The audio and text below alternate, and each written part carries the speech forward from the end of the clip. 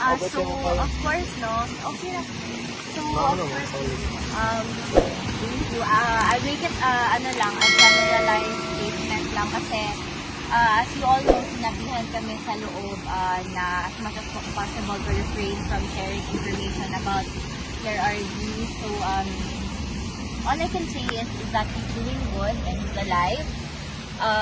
And ayun, he's looking forward to the coming visits of the other family members, which will be his grandchildren. So, pag alis ni Kong Pulong ay dadating yung mga apo, and then sasamahan ko sila to teach them what to do inside, kung ano yung gusto ni PRRD.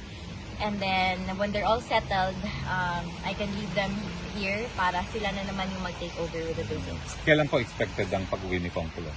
I think, kailan ba ngayon? Within this or next week. I see. Yun na siya. So you'll be here to shepherd the grandchildren. Yes, You yes. will be the big ate. No? Yes. Kalusugan Kita naman. ako, pero yung mga, pamangkin ko, malalaki na. Oo. Malalaki na. And also si VM, si Rigo, Rigo. si Kong Omar, and yung isa, yung babae, Then also si Isabel. becoming. Ay, very good, very good. Well, anyway, how does it look po?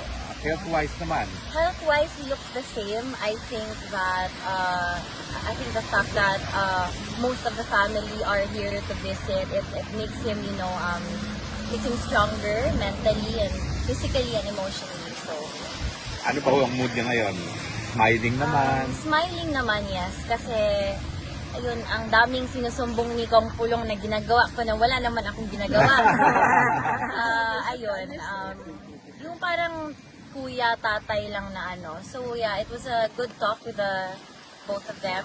The three of us had good and light conversations today. And ayun, we told him of the schedules ng mga dadating na family members in And he the was, of following course, happy, days. no? Yes, Very happy happy. to hear that. Okay, well hindi na po kami magtatagal dahil umuulan and mga first timers they want a picture with you. Okay? Go